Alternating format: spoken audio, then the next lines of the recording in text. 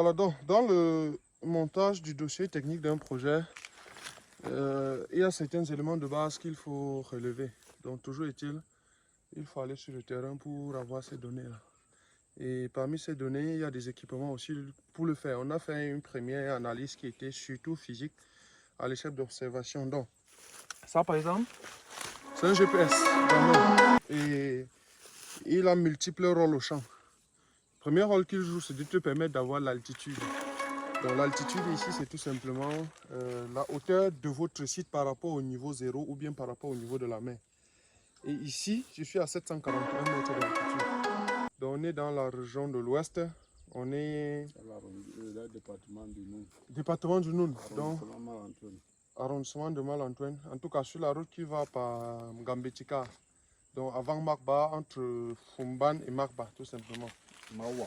Mawa, voilà. Ça, c'est le nom du village. Donc, lorsque j'ai l'altitude, ça me permet de savoir à peu près quels sont les types de cultures qui peuvent prospérer. Autre chose, ça me permet aussi de savoir quelle est la zone, je veux dire, la zone où je vais cultiver appartient à quelle zone agroécologique du Cameroun. Parce que l'IRAD a déjà fait ce travail préliminaire pour recenser en fonction des zones les cultures qui peuvent s'adapter. Au mieux encore, déterminer les itinéraires techniques de chaque culture. Voilà, donc au-delà de l'altitude, il y a beaucoup d'autres paramètres qui ne nous intéressent peut-être pas. Donc il y a la vitesse du vent, donc l'altitude vous donne également la vitesse du vent. Vous avez la longitude qui est moins utile aussi en agriculture. Mais ce qui est aussi utile avec le GPS, c'est que vous pouvez mesurer la surface. Donc, des fois, quand le technicien vient, il dit que j'ai fait 1 hectare. Pourtant, il n'a fait que 500 mètres carrés ou bien 5000 mètres carrés. Le seul outil qui vous permet de s'assurer, c'est celui-ci. Donc, vous apprenez comment utiliser pour pouvoir faire le tour de l'endroit où on a travaillé et puis ça vous donne directement le résultat. Ça veut dire que si vous vous engagez avec les gars pour faire des pokers pareils, Oui. si c'est payé par hectare, j'ai qu'un hectare c'est 100 000. Oui, À la fin, les gars peuvent faire demi-hectare et dire que c'est fini. effectivement. Donc, si tu n'as pas un GPS pareil pour savoir, ce serait compliqué. Donc, Il faut que tu puisses tirer. voilà, tirer les ficelles. Deux fois, c'est pas un carré.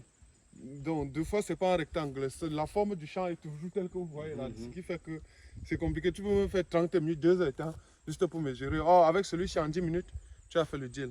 Donc, c'est un outil qui m'aide beaucoup. Voilà, donc au-delà de ça, il y a d'autres équipements qu'on va utiliser tout de suite.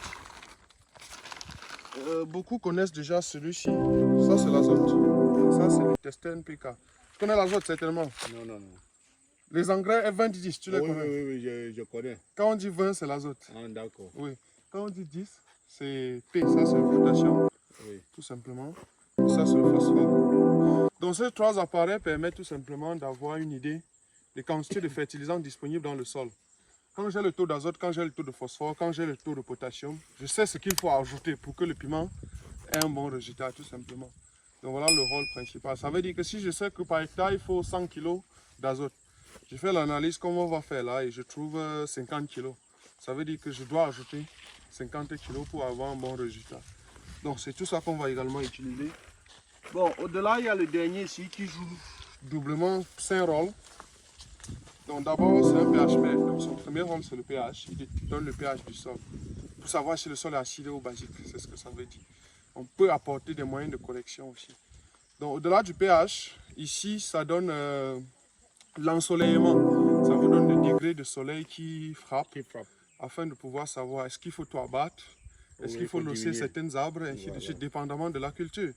Donc ici, il donne aussi la température du sol. Donc, pour avoir une bonne température, il faut laisser pendant plusieurs temps pour pouvoir savoir, mais on va prendre la température ponctuelle. Donc il donne également la sévérité du sol. Beaucoup appellent ça le taux de maladie. Est-ce que le sol est infecté ou pas? Donc cet appareil également permet de savoir. Donc comme tout à l'heure, je détectais des trucs comme ça là. Ouais, donc ça peut être une maladie. Donc il n'y a que cet outil qui peut nous dire.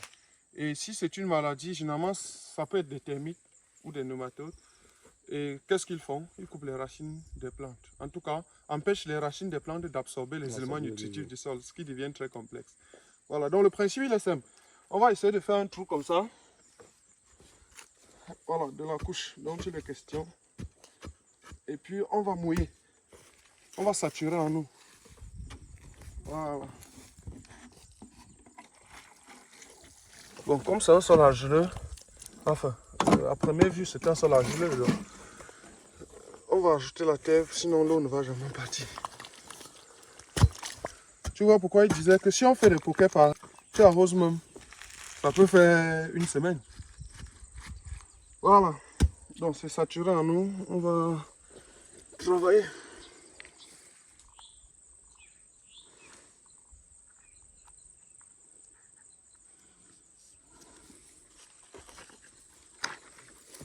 Celui-ci donne la température du sol de 28 degrés. La capacité de rétention d'eau du sol. C'est ça qui est 50. Donc quand c'est généralement toxique comme ça, deux fois, on peut même, quand on met la fiente, certains pulvérisent, soit avec l'insecticide, ou bien on met un peu de maticide. Le pH. Ouais. Le pH est resté pratiquement 7. L'eau.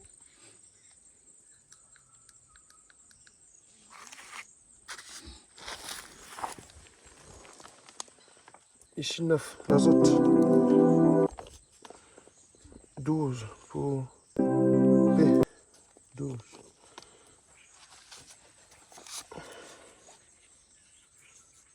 Donc c'est des éléments majeurs de fertilisation. Normalement dans des engrais c'est surtout ça. Et l'azote joue le rôle de végétation. Enfin ça fait végéter les plants. 30. Ça veut dire qu'on aurait, comme il a dit, des gros fruits. En tout cas, peu importe la culture. Ouais.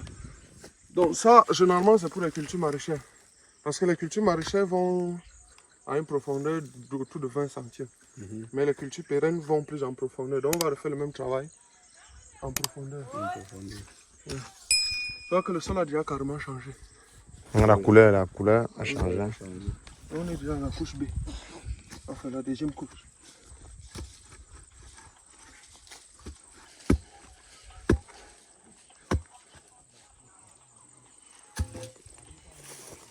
Que ce soit le poivron ou le piment, les deux ont presque le même. Les pastèques, ceux qui partent à Douala, ceux qui partent garer maintenant là, pour attendre 22 heures pour décoller.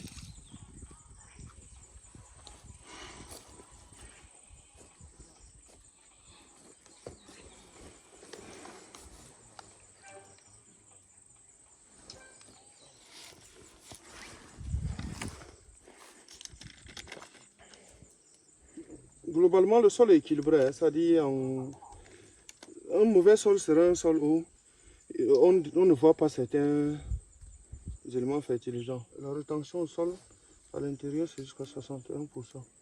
Voilà, vous voyez comment plus on part en profondeur, plus. Ça devient intéressant. On a plus. Travailler plus. Le sol est légèrement toujours fertile.